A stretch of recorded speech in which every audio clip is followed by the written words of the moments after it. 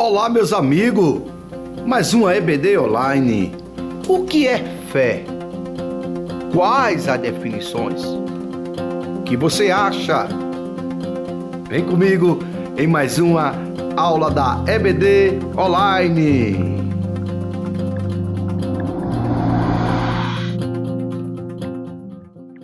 Meus amados irmãos, a paz do Senhor. Graças a Deus que nos dá vitória por Jesus Cristo.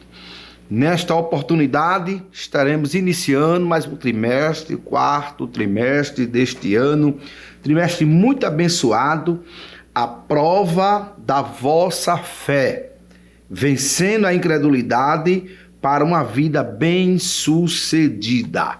Quarto trimestre, uma temática muito importante para todos nós. Temos aqui o nosso comentarista, né?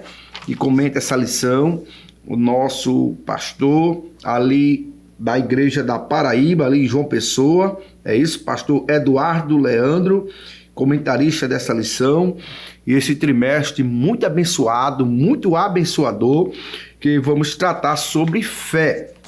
Vamos ter aqui cada aula, cada temática, com tema central fé, verdade? Então será um trimestre muito abençoado, será de grande bênção para nossos jovens. Você, professor, se organiza, né? Eu sugiro o livro Declaração de Fé da nossa igreja, da nossa CPAD. É importante termos esse material como um material também de apoio. O trimestre vai tratar sobre fé, né? E a primeira lição vai falar sobre fé, o ponto de partida de uma vida com Jesus, verdade? E aí nós temos já um texto áureo da nossa lição, que é Hebreus, capítulo 1, capítulo 11, versículo número 1, é verdade? Ora, a fé é o firme fundamento das coisas que se esperam e a prova das coisas que se não vê. Então aí a gente tem um entendimento de que será essa lição, o que será esse trimestre para a glória de Deus.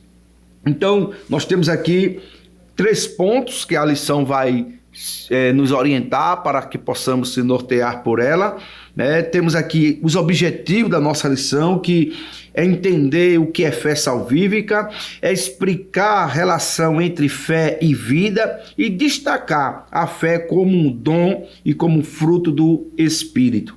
Verdade? Então temos aí a leitura bíblica em classe baseado no texto áureo, né? Hebreus capítulo 11, do verso 3 ao verso 6, conhecido pelos nossos irmãos leitores, né, de livros, como a Galeria da Fé, é verdade? A Galeria da Fé, muito bem. E aí será esse trimestre de muita relevância para o nosso crescimento espiritual, para poder agregar em cada um de nós valores, e a palavra de Deus será ricamente dentro do nosso coração abundante, que fará com que nós possamos concluir esse trimestre muito mais forte, com a nossa fé inabalável, né? Como diz o salmista no Salmo 125, os que confiam no Senhor são como os montes de Sião, que não se abalam, mas permanecem para sempre. Então,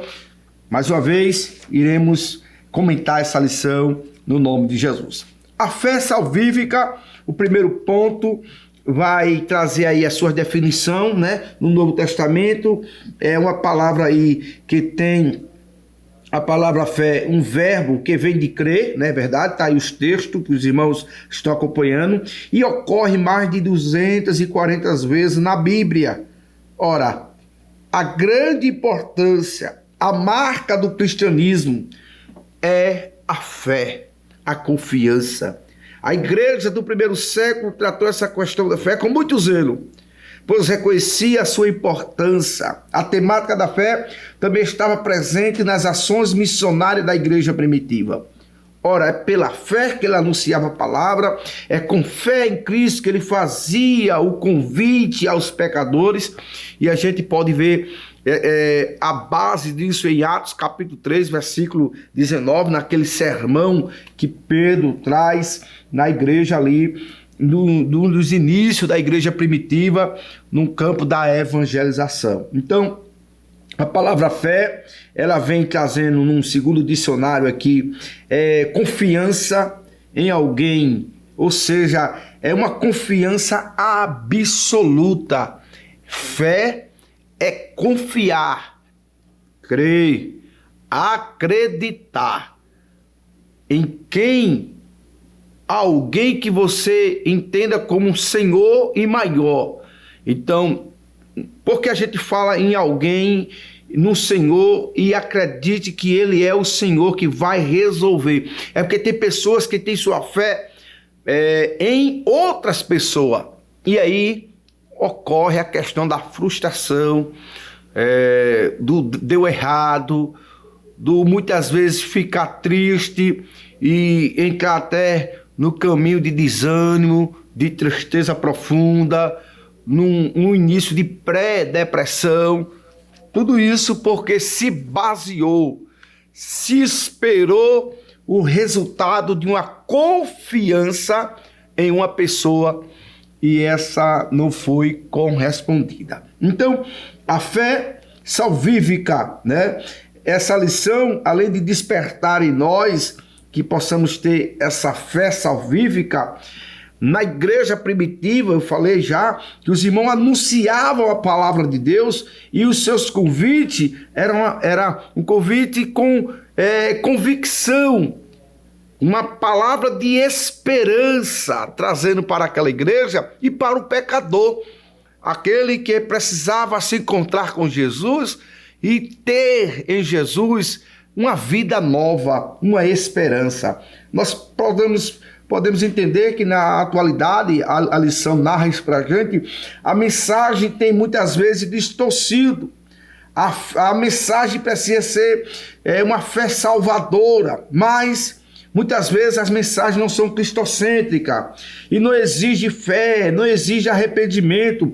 São discursos que podem até produzir uma satisfação momentânea, mas não oferece de forma alguma a salvação, não oferece o Calvário, a morte de Cristo, não fala que a mensagem não traz a narrativa de Cristo como um Salvador. Então, a lição está destacando que a mensagem precisa ser cristocêntrica, a mensagem precisa trazer as pessoas para que possa compreender que existe salvação, que a sua fé salvífica pode levá-lo a entrar dentro da arca, na esperança que num dia vai se encontrar com o Senhor. E aqui, no sentido de arca figurado, é Cristo, que Ele é o nosso amparo. O Senhor é o nosso porto seguro, né? Pedro, ele fala no capítulo 4, me parece lá em Atos Apóstolos, quando ele fala, capítulo 4, versículo 12, em uma das suas mensagens, se não existe outro, não existe salvação, nem em cima da terra, nem debaixo do céu, não existe outro nome pelo qual possamos ser salvos.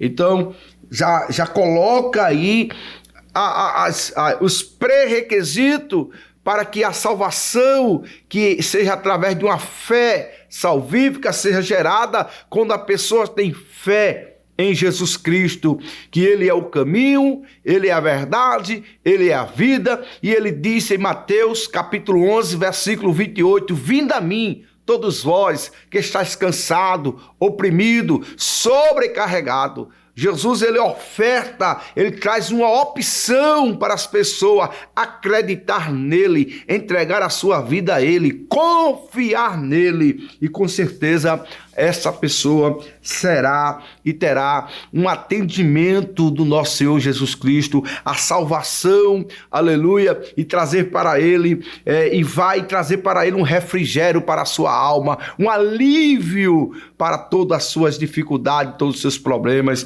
porque Jesus, ele é o porto seguro, glória a Deus. E aí tem a confiança no testemunho de Deus, né? A salvação é pela graça, entretanto é necessário que a fé salvífica, que é um dom de Deus, Efésios capítulo 2, versículo 8, o Espírito Santo é o único capaz de convencer o homem do pecado, da justiça e do juízo. Nossa fé precisa estar firmada em Cristo e no seu sacrifício. Aleluia. Como diz 1 Coríntios capítulo 15, verso do 3 ao verso 11. Ou seja, crer mesmo não vendo, porque a fé, como eu falei na introdução, é acreditar, é crer naquilo que você não enxerga, né? Como diz o texto áureo da nossa lição, quando ele fala assim para nós, ora, a fé é o firme fundamento, né? O texto principal da lição, das coisas que se espera e a prova das coisas que se não vê.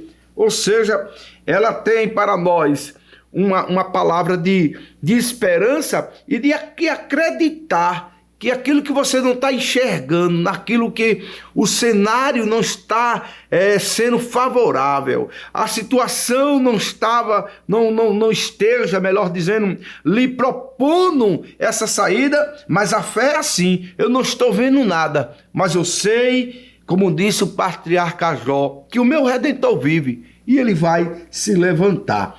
Então, como Jesus repreendeu em um dos momentos, em João capítulo 14, quando ele tem um encontro com os discípulos, e aí ele vai falar, né, com Tomé acerca de que muitos são as pessoas que acreditam depois que vê, né? Em João capítulo 20, versículo 29, melhor dizendo, acredita depois que vê, porque no capítulo 14, Tomé pergunta qual é o caminho, mas no capítulo 20, Jesus disse, por que não viste, Tomé? Creste? Bem-aventurados que não viram e creram, porque a fé gera credibilidade, ainda que você não esteja enxergando nada, mas a fé lhe faz enxergar o que vai acontecer. Isso é fé. Porque se não for dessa forma, não é fé. Não é fé. Fé é quando você identifica que o cenário, a aparência, a sua visão não está enxergando saída. Aí você acredita, gera dentro de você essa fé, essa confiança em Deus, dizendo assim, eu sei que o meu Redentor vive. E o patriarca Jó disse assim, ainda que ele me mate, eu vou esperar nele. Isto é fé, confiança em Deus. Muito bem. O segundo ponto vai falar sobre a fé e a vida. Aí fala sobre fé e milagres, né? Qual seria a real propósito de Jesus de ter operado tantos milagres? Evidentemente que tinha como objetivo levar as pessoas a crerem nele, levar as pessoas a entender que Jesus era o Salvador. João deixa evidente que mais importante que os sinais era a mensagem da cruz. Então é preciso que o evangelho precisa ser mostrado, os sinais e milagres que Jesus venha realizar por meio da fé, é para que gere nas pessoas o entendimento que o Senhor Jesus pode fazer. E aí, nessa compreensão, nesse entendimento, venha entregar a sua vida ao Senhor Jesus. Foi para isso que ele realizou milagres. As pessoas vinham crer nele, né? Você, lendo a Bíblia, você vê que lá no Evangelho de João, no capítulo 4, Jesus vai entrar lá em Samaria e encontra aquela mulher naquela aldeia e Jesus traz uma mensagem para ela e aquela mulher se converte ali no tanque, né? Aquela mulher samaritana.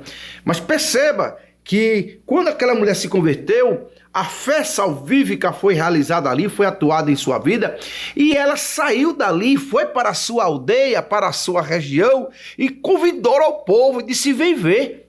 Esse porventura não é o Cristo? Veja que a fé foi gerada dentro daquela mulher samaritana. E ela agora já começa a trazer uma mensagem para os seus conterrâneos, para dizer assim: porventura, esse não é o Cristo? Porque o que ele fez, os sinais, a mensagem profética, a revelação sobre a minha vida, eu entreguei a minha vida a este homem, eu acredito que ele sim é o Messias. E aquela mulher entrou com o evangelho por toda a região de pessoas, dos seus vizinhos, etc. Ou seja, a fé trouxe a salvação trouxe o testemunho, e esse testemunho trouxe para aquela comunidade a esperança que é Cristo. E diz o texto, e diz o Evangelho de João, e todos creram nele, os samaritanos. Por quê? Porque a fé vem pelo ouvir. E ouvir o quê, irmãos? A palavra de Deus. A palavra de Deus gera em nós fé, esperança, credibilidade, a entender que o Senhor, Ele está fazendo, realizando, porque Ele é Senhor dos exércitos, o Rei dos reis e Senhor dos senhores. Então, andar com fé, né? Segundo os Coríntios 5:7, o cristão não vive mais na prática do pecado, porque, segundo o curso deste mundo, e também não teme mais a morte. Por quê? Para nós cremos em Cristo, a morte apenas é uma passagem para a vida eterna, com Deus. Então, enfrentar o desconhecido pode até causar receio, mas não medo, pânico. Graças a Deus, nós podemos desfrutar da mesma confiança que Paulo tinha na vida eterna. E aí vem também a questão da fé e a volta de Jesus. Esse aqui é o terceiro subponto do segundo ponto. Perceba que a esperança da salvação eterna, que é habitar junto com Deus no céu, é resultado de uma fé genuína em Jesus, porque Jesus, quando palmilhou aqui na terra, ele disse: eu vou, né? Lá no Evangelho de João, capítulo 14, toda a narrativa de Cristo, ele sempre mostrando e apontando para a sua volta, né? Dizendo, trazendo para aquele povo e para os seus discípulos especificamente, que tinha esperança, que cresce nele, também no Pai, porque ele iria, mas da mesma forma ele ia voltar. E ele deixou a garantia, ele deixou o penhor, que é o Espírito Santo, dizendo assim: ele vai estar junto de vocês. Eu mandarei outro Consolador. Então, essa fé precisa estar sempre motivando a cada um de nós, porque muitos já não querem mais acreditar na volta de Jesus. Não sabemos dia nem hora da sua vida, como diz Mateus capítulo 24, versículo 36. Porém, será quando vier o Filho do Homem, encontrará fé na terra? É uma pergunta. Lucas capítulo 18, versículo 8.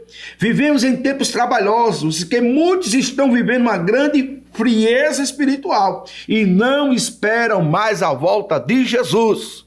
Então, essa é a primeira lição, vai trazer para os nossos jovens um despertar para a volta do Cordeiro. Jesus está voltando. Essa mensagem, ela não perdeu a sua validade. Jesus está voltando e essa mensagem não entrou em desuso, e as pessoas não querem mais acreditar nessa. Não. Muitos não querem mais ouvir essa mensagem. Muitos não acreditam mais. Mas quem tem fé, aleluia, quem tem fé sabe que Jesus vai voltar, porque quem falou foi ele. E quando ele fala, ele se responsabiliza. Terceiro ponto: fé, dom e fruto do Espírito Santo. A fé é um dos dons de cura. A declaração de fé da Assembleia de Deus define o dom da fé, se distingue da fé salvífica. Aí é importante a gente, com a leitura tranquila aqui, para a gente compreender. Veja só, o dom da fé se distingue da fé salvífica e da fé como fruto do Espírito. Trata-se de uma fé especial, usada num momento específico, para o crente receber os dons que estão relacionados em 1 Coríntios capítulo 12. É necessário ter fé. Sem fé não recebemos nada da parte de Deus. Em seu ministério terreno, ao visitar algumas cidades, Jesus não pôde realizar muitos milagres. Sabe por quê? Devido à incredulidade do povo. E não fez ali muitas maravilhas, como está em Mateus capítulo 13, versículo de número 58. Então, existe uma necessidade para nos colocarmos diante de Deus, confiarmos neles, confiar nele e desenvolver em nós fé. O evangelho permanece o mesmo. Precisamos buscar a Deus em oração, jejum, leitura da palavra, a fim de experimentarmos uma fé viva, capaz de produzir boas obras, pois a fé sem as obras é morta. Tiago, capítulo 2, verso de número 17. Para a gente caminhar para o final, o segundo subponto, o terceiro ponto, a fé como fruto do Espírito, como dizia o saudoso pastor Antônio Gilberto, ele de forma simples, porém muito profunda, ele falou que a questão da fé como fruto do Espírito, ele afirma que, diferentemente do dom da fé, a fé como fruto do Espírito cresce dentro de nós. Fé e amor também caminham junto. Sua fé em Jesus é evidenciada mediante suas ações, ou seja, seus frutos. Perceba que quanto mais estamos ligados a Ele, quanto mais estivermos produzindo para Ele, frutos para Ele, glória a Deus, nós vamos estar com a nossa fé sendo aumentada. E como diz a nossa lição, o fruto do Espírito que cresce dentro de nós.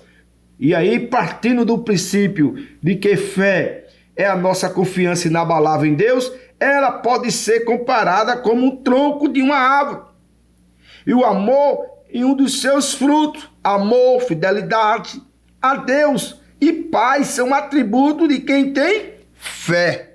Fé no Cristo ressurreto, no Jesus que está vivo, no Jesus da informação das mulheres que viram encontrar o sepulcro vazio. E no Jesus que nos faz sentir a sua presença, entendemos que Ele vive e reina para todos sempre. Fidelidade, terceiro e último ponto. A fé produz novidade de vida, ou seja, quando eu tenho a fé, quando essa fé produz dentro de mim frutos, aí eu tenho fidelidade, desejo de Deus para a sua vida, é que você tenha fé diante das tribulações. No mundo temos aflições, mas podemos ter a certeza de que não estamos sozinhos. Cristo está conosco todo o tempo. Mateus 28, versículo de número 20. Jesus disse: eu estarei convosco. E aí, diante das situações, da adversidade, do esfriamento na fé, de muitas pessoas com dúvida em relação à volta de Cristo, outras pessoas com a sua fé abalada devido a alguma coisa que ocorreu em sua vida, Igreja do Senhor, é fundamental para nós ter a fé em Deus. Porque para que você vença o mundo, 1 João 5,4. Então, busque a Deus, busque a sua palavra, deixe que a fé seja gerada em vós, porque com a palavra de Deus habitando dentro de vós, essa fé tomando uma proporção dentro de vós, cresce a confiança, cresce a esperança. E quem tem confiança e esperança não se abala, porque entende que Jesus está no controle de todas as coisas. Ele é o Senhor e Ele reina para todo sempre. Seja muito bem-vindo a mais um trimestre. Que Deus continue abençoando vocês. Não esqueça de deixar o seu like, de curtir, de compartilhar. Seja canal de bênção para outras pessoas. Acompanhe todo o nosso trabalho. Deixe seu like na IADALP Oficial. Que Deus abençoe você, que Deus abençoe a sua família. Estaremos juntos em nome de Jesus. Que o conhecimento é capaz de mudar a vida de quem lê, a gente já sabe. E que livro você pode comprar em qualquer livraria. Mas nós transformamos 100% do nosso lucro em mudança de vidas, através da ação social, evangelismo e missões. Ao adquirir qualquer um de nossos produtos, seja presencial ou à distância, você está investindo em alguém. Na próxima vez que você for comprar livros ou artigos evangélicos, não vá em qualquer lugar. Vá na Livraria Arca Missionária. Uma nova história começa quando você compra aqui. Agora você pode fazer a sua contribuição através do Pix. Uma operação rápida, segura e sem custos. Abra o aplicativo do seu banco, clique na opção Pix e em seguida vá na opção Transferência. Depois é só digitar nossa chave Pix, que pode ser o nosso CNPJ 11 120 490 0001 86. Nosso e-mail contribua@eadalp.org.br ou nosso celular 81-98883-2755. Verifique se a contribuição é para a Igreja Evangélica Assembleia de Deus em Abreu Lima, Pernambuco. Confirme a transferência e depois siga o procedimento do seu banco. Anote nossas chaves Pix para não esquecer. CNPJ 11 120 490 0001 86. E-mail contribua@iadalp.org.br. Celular 81-98883-2755. Você está contribuindo para o crescimento da obra de Deus.